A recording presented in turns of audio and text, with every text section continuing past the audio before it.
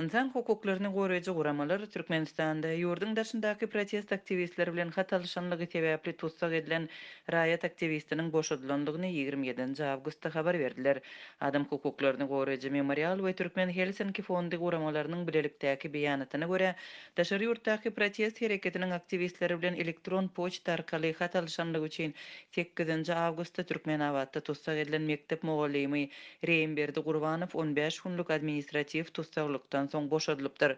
Insan hukuklaryny goraýjylaryň bellemegine görä suwdyň kararynyň jekmejekleri belli däl we Gurbanow bilen bir wagtda Türkmenawatda tutsak edilen ikinji aktivistiň ykbaly hem nämälim galýar. 1996-njy ýylyň 11-nji ýanwarynda doglan Reýinberdi Gurbanow ýerli ýöreteleşdirilen mektepde mugallim bolup işleýär.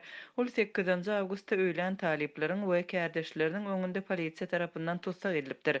Şol gün ýaşaýan kwartirasynda gözle geçirilende howpsuzlyk işgärleri onuň kompýuter enjamlaryny, telefon we elektron maglumat göterüjilerini ele saldylar we olarda Türkmenistanda protest hereketi we jemgyýetçilik problemalary bilen baglanyşykly materiallary tapdylar. Onun garyndaşlarynyň habar bermegine görä gözle geçirenler hiç bir resmi nama bermekden ýüz öwürdiler we protokol düzmezden ähli elektronikany ele aldylar. Häzirki wagtda ýurdun daşyndaky türkmenler hökümetiň siýasatyna garşy protestlere işçen gatnaşýarlar. Şu ýylyň may aýyndan başlap Birleşen Ştatlarda Demirgazyk Kiprde we Türkiýede Prezident Gurbanguly Berdimuhamedowyň döwlet başyndan çekilmegini talap edýän protestleriň ençemeti geçirildi.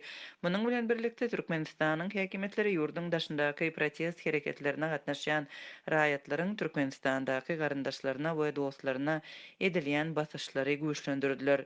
Memorial we Türkmen Helsinki fondunyň habaryna görä Reýinberdi Gurbanow tutsak edilmezden bir gün odal özüniň çatlarda we imo arkaly hat alışmagy sebäpli öz howpsuzlygyndan gorkýanlygyny aýdypdyr.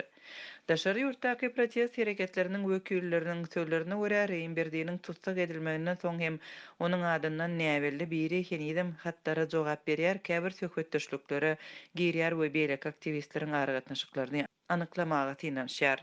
10 awgustda Gurbanowyň garyndaşlary Reýinberdiň tutsak edilendigini tasdikladiler we boşatmak üçin çäreleri görmegi haýyş etdiler.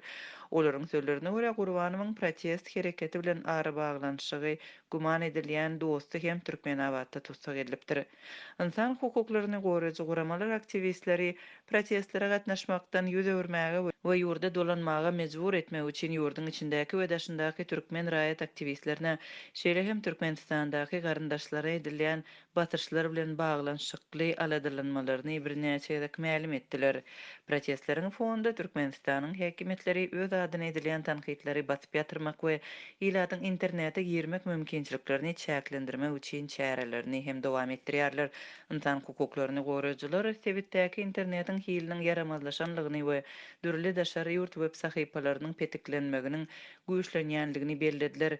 Türkmenistanda petiklenen saytlardan maglumat almak we ýollamak üçin böwetlerden geçmäge mümkinçilik berýän VPN hyzmatyny hödürleýän ustalar hem ýygyrlandy. Azatlyň habarçylarynyň sözlerine görä 31-nji ýylda mobil telefonlaryny bejerýän 30 töweregi usta tutsak edilipdir. Häzirki wagtda türkmen aktivistleri Belarusdaky demonstrantlary hem goldaw bildirýärler. Saýlaw galplyklaryna garşy çykyş edýänleri we Aleksandr Lukashenkonyň prezident wezipesinden aýrylmagyny talap edýän Belarus raýatlaryna goldaw bermek boýunça türkmenleriň demonstrasiýalary 15-nji we 23-nji awgustda New Yorkda geçirildi.